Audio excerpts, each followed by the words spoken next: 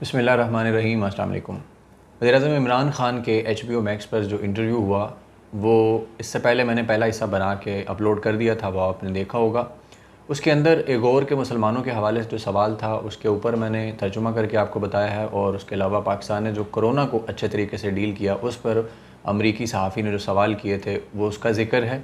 जबकि अफ़गानिस्तान के हवाले से, अड्डे देने के हवाले से एक छोटी सी चीज़ थी जिसका मैंने उसमें ज़िक्र किया था, लेकिन ये जो हिस्सा है पार्ट 2 इंटरव्यू का, ये बहुत इंपॉर्टेंट है क्योंकि इसमें डिटेल के साथ वो जो सवाल है अफ़गानिस्तान के मामले में, अमरीकी सदर से मिलने के मामले में और अड्डे देने के मामले के अंदर, उसकी मुकम्मल जो डिटेल है वो इस हिस्से में है।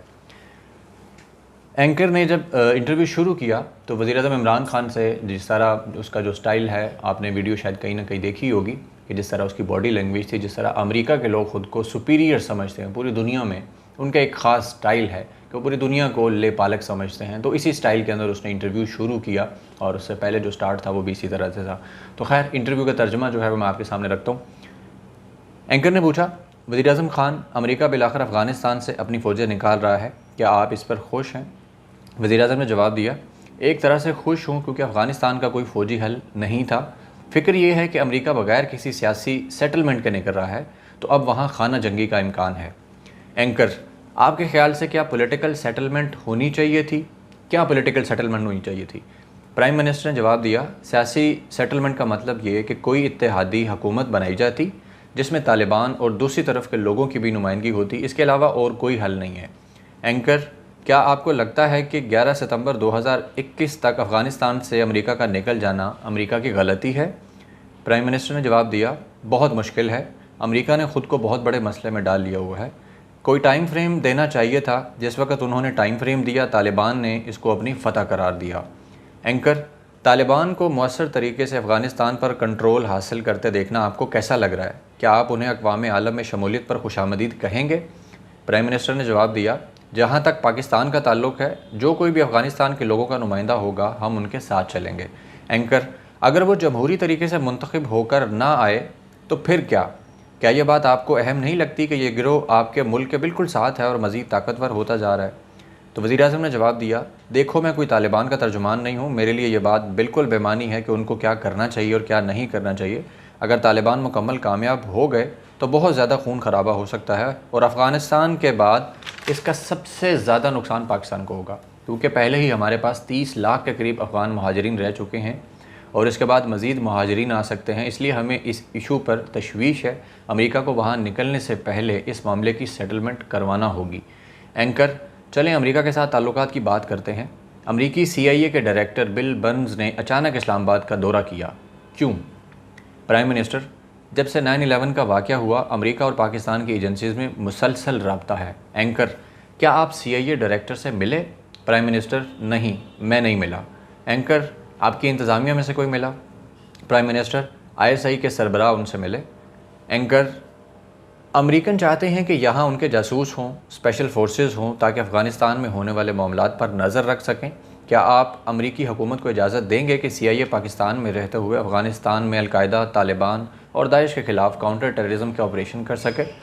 प्राइम मिनिस्टर, एब्सोल्यूटली नॉट, अब ऐसा कुछ नहीं होगा। Anchor, seriously? Prime minister, Pakistan में किसी भी किस्म के बेसिस या कोई ऑपरेशन पाकिस्तान की हदूद से अफ़गानिस्तान में किया जाए, ऐसा बिल्कुल नहीं होगा। अमेरिका की जंग का हिस्सा बनकर पाकिस्तान ने दुनिया के किसी भी दूसरे मुल्क से ज़्यादा 70,000 अफराद की जानें गंवाई हैं।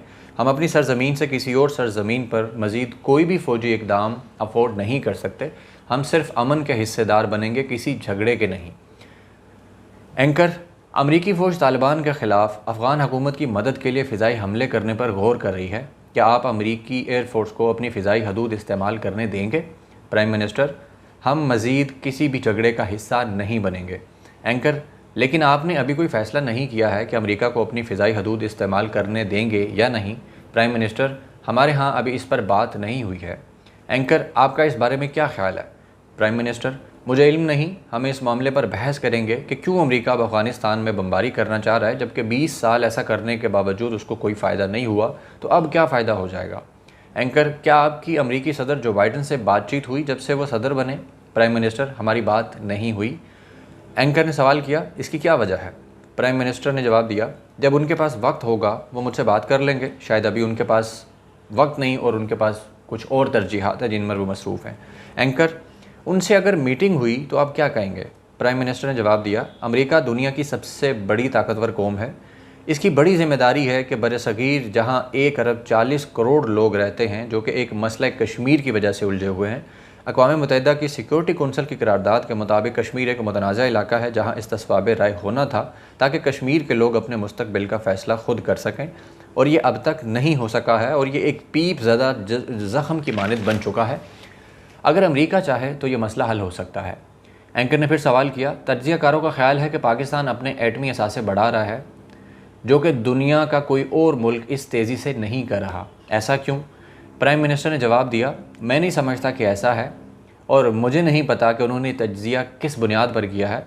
पाकिस्तान के एटमी असासे सिर्फ अपने दिफा के लिए हैं। एंकर ने सवाल किया, लेकिन आप इनको कम करने की बजाय बढ़ा रहे हैं, ऐसा नहीं है?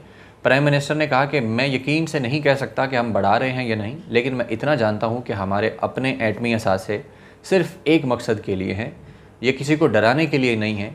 दुनिया का कोई भी मुल्क जिसका हमसाया हमसे 7 गुना बड़ा हो तो उसको फ़िक्र होगी, जैसा कि पाकिस्तान का हमसाया भारत 7 गुना बड़ा है। एंकर, क्या आप इंडिया और पाकिस्तान को एटमी हथियारों से पाक देखना चाहते हैं? प्राइम मिनिस्टर ने जवाब दिया, मैं एटमी हथियारों के बिल्कुल ख़िलाफ़ हूँ, मैं हमेशा मुखालिफ रहा हूँ। हमारी इंडिया के साथ 3 जंगें हो चुकी हैं, लेकिन जब से हमारे पास दिफा के लिए एटमी हथियार हैं हमारे दरमियान कोई जंग नहीं हुई। बॉर्डर पर छोटी मोटी झड़पें होती रहती हैं। जिस दिन कश्मीर का मामला हल हो गया, मेरा यकीन है कि दोनों हमसाए महज़ब लोगों की तरह रहने लगेंगे, फिर हमें दिफा के लिए एटमी हथियारों की भी ज़रूरत नहीं रहेगी। एंकर ने फिर सवाल किया, पाकिस्तान में बढ़ते हुए जिनसी तशद्दुद और रेप कल्चर के बारे में आपसे सवाल हुआ था। आपने इस मामले की संगीनी का एतराफ़ किया, पाकिस्तान के सख्त कवानीन की भी बात की।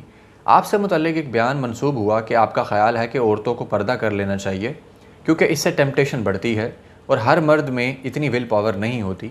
आपने कहा कि फहाशी बढ़ने के संगीन नताइज होंगे, जिसके बाद आप पर विक्टिम ब्लेमिंग का इल्ज़ाम लगाया गया। आप इस पर क्या कहेंगे? प्राइम मिनिस्टर ने जवाब दिया, ये इंतहाई मुज़हक़खेज़ बात है, इट्स कम्प्लीटली नॉनसेंस। मैंने पर्दे के हवाले से ऐसा कभी नहीं कहा। मैंने कहा कि पर्दे का तस्वुर इसलिए है ताकि मुआशरे में बहकाव कम हो सके। हमारे मुल्क में डिस्कोज़ और नाइट क्लब्स नहीं हैं, ये बिल्कुल मुख्तलिफ मुआशरा है और मुख्तलिफ जीने का तरीका है। तो अगर आप ऐसे मुआशरे के अंदर बहकाने के अमल को बढ़ाते जाएंगे तो नौजवानों के पास कहीं जाने का कोई रास्ता नहीं, तो इसके मुआशरे पर बुरे असरात होंगे। एंकर ने फिर सवाल किया, तो क्या आप समझते हैं कि ख़वातीन जो पहनती हैं वो इस बहकावे का वजह बनता है? प्राइम मिनिस्टर ने जवाब दिया, अगर एक औरत ने बहुत मुख्तसर कपड़े पहने हुए हैं तो इसका ज़रूर असर होगा, सिवाय इसके कि मर्द रूबोट हों। ये कॉमन सेंस की बात है। एंकर ने फिर कहा, जी सही, लेकिन क्या कपड़े वाकई जिनसी तशद्दुद को बढ़ावा दे सकते हैं? जिस पर वज़ीर आज़म ने जवाब दिया कि ये इस बात पर मुनहसर है कि आप कौन से माशरे में रहते हैं। ऐसी सोसाइटी जहाँ लोगों ने ऐसी चीज़ें नहीं देखी, थोड़े कपड़ों का उन पर असर होगा। अगर कोई आपकी तरह अमरीकी सोसाइटी में पले बढ़ेगा तो उस पर शायद कोई फ़र्क ना हो। कल्चरल इम्पीरियलिज़म जो भी है हमारी सोसाइटी का, वो बाकी दुनिया के लिए काबिल कबूल होना चाहिए। एंकर ने फिर कहा, माफ़ कीजिएगा मगर आप जब क्रिकेट स्टार थे तो आपको प्ले बॉय की तरह देखा जाता था। आपके बेडरूम की तस्वीर जिसमें आपने शर्ट नहीं पहनी होती थी, तो अब आपके लिए इस तरह की तनकीद अजीब नहीं है? तो प्राइम मिनिस्टर ने कहा, यह मेरा मामला नहीं है। एंकर ने कहा कि आप एक मैसेंजर हैं। प्राइम मिनिस्टर ने जवाब दिया, जोनाथन सुनो, ये मेरे माशरे का मामला है। मेरी तरजीह ये है कि मेरा माशरा कैसा है, मेरे माशरे में किस वजह से कैसा रद्द-ए-अमल आता है। जब मैं जिनसी जराइम को इस कदर बढ़ता हुआ देखूँगा तो हम इस पर सोच विचार करेंगे कि हमें इस सूरत हाल से कैसे निपटना है।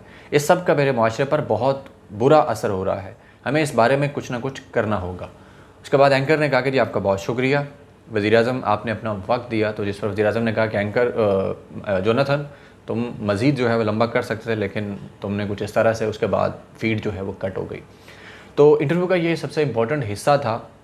पिछले हिस्से में भी कुछ बातें थी, इसमें मैंने आपको वो वाला हिस्सा बताया जिसमें वो एब्सोल्युटली नॉट वाला जो सोशल मीडिया पे वायरल हुआ, जिस पर वज़ीर आज़म की बड़ी तारीफ़ की गई कि पहली दफ़ा किसी पाकिस्तानी वज़ीर आज़म ने इस तरह अमेरिका को दो टोक जवाब दिया।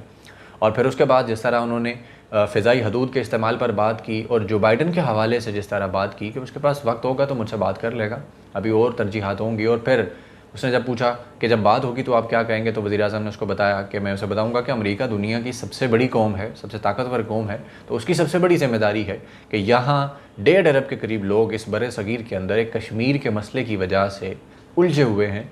तो अमेरिका की ज़िम्मेदारी है कि अक़वाम मुत्तहिदा की सलामती कौंसिल की जो करारदाद है उसके मुताबिक इसका फ़ैसला कराए, ताकि कश्मीर के लोग अपनी मनपसंद, अपनी मर्ज़ी के मुताबिक अपनी मुस्तकबिल का फ़ैसला कर सकें और हमारे ख़त्ते के अंदर भी सुकून हो। और एक और चीज़ जो ज़ाहिर होती है इस इंटरव्यू से वो ये कि पाकिस्तान के जो लिबरल्स हैं ख़ास तौर पे, और एंटी इमरान ख़ान जो लोग हैं, एंटी इमरान यानी बुग़्ज़ इमरान के शिकार लोग, वो जो प्रोपेगेंडा करते हैं इंग्लिश में, जिस तरह वो ट्वीट्स करते हैं, आर्टिकल लिखते हैं और वीडियोस बनाते हैं, वो किस तरह इंटरनेशनल मीडिया और इंटरनेशनल सोसाइटी जो है वहाँ पे उसका असर है। कि आप देखें कि पाकिस्तान में इमरान खान के बयान को किस तरह से डिस्टॉर्ट किया गया था, हालांकि इमरान खान ने ऐसा बयान नहीं दिया था। आप वो क्लिप्स जाकर देख सकते हैं उस प्रोग्राम का, यूट्यूब पे पड़े हुए हैं कि इमरान खान ने रेप कल्चर के हवाले से जब सवाल हुआ था तो उस पर क्या बात की थी। अब उसने सवाल इमरान खान से जिस तरह किया, और वज़ीर-ए-आज़म का जो लहजा था, अगर आप ओरिजिनल क्लिप देखें, मैं यहाँ दिखा नहीं सकता क्योंकि कॉपीराइट का इशू है, तो उसमें देखें कि वज़ीर-ए-आज़म किस तरह से सटपटा गए थे उसके सवालों के ऊपर, जिस तरह का कम्प्लीटली नॉनसेंस। और फिर जिस तरह बताया कि मैंने तो ऐसा नहीं कहा था, लेकिन पर्दा जो है वो टेम्पटेशन को रोकने के लिए एक ज़रूरी चीज़ है, और हमारी सोसाइटी ऐसी नहीं है कि यहाँ पे नीम बरहना ख़वातीन फिरें या यहाँ पे कपड़े ऐसे पहने जाएं जिससे मर्दों के अंदर हिजान की कैफियत पैदा हो, टेम्पटेशन हो, और उसके बाद उसके असरात तो होंगे सोसाइटी पर। और फिर जिस तरह उसने वज़ीर-ए-आज़म को ये टारगेट करके कहा कि आप तो अपने जो क्रिकेटिंग का टाइम था उस वक्त प्ले बॉय मशहूर थे और आपकी तस्वीर थी बगैर जिसमें आपने शर्ट नहीं पहनी होती थी, बेडरूम में लेटे होते थे, तो उस पर वज़ीर-ए-आज़म ने जिस तरह कंसर्न शो करवाया कि ये मेरा मसला नहीं है, ये मेरी सोसाइटी का मसला है, और यहाँ पे जब जिनसी तशद्दुद बढ़ेगा, कुछ भी होता है, तो मुझे उसके मामले पर कंसर्न होना पड़ेगा, सोचना पड़ेगा बैठकर कि हम ऐसा क्या करें कि ये सारा कुछ ना हो सके। बाकी इस वीडियो के हवाले से या इस इंटरव्यू के हवाले से कुछ चीज़ें हैं वो मैं इंशाल्लाह नेक्स्ट वीडियो में आपके सामने रखूँगा कि किस तरह पाकिस्तान ने पहली दफ़ा दुनिया की सबसे बड़ी जो ताकत कहलवाती है अपने आप को अमेरिका, दुनिया पूरी जो है वो उससे मरूब होती है, वो दुनिया पर हुक्मरानी का ख्वाब देखता है, और इस एंकर ने किस तरह से ख़ुद को एक सुपीरियर समझते हुए एक जो माइंड सेट होता है कि हम दुनिया की ताकतवर कौम है और हम जनाब दुनिया को डिक्टेशन देते हैं, और जिस तरह उसने सवालात किए, इस हवाले से मैं उस वीडियो में आपके सामने चीज़ें रखूँगा। और ये भी कि अमेरिका को इस तरह का जवाब देने के बाद अब वज़ीर-ए-आज़म इमरान खान और पाकिस्तान के लिए क्या ख़तरात पैदा हो सकते हैं और क्या ख़बरें सामने आ रही हैं, और पाकिस्तान के अंदर से कौन से लोग अमेरिका को खुश करने के लिए इमरान खान के ख़िलाफ़ जा सकते हैं और पाकिस्तान के मफाद के ख़िलाफ़ जा सकते हैं, इस हवाले से मैं आपको बताऊँगा। अब तक के लिए इतना ही। अपना बहुत सारा ख्याल रखिएगा। अल्लाह हाफ़िज़।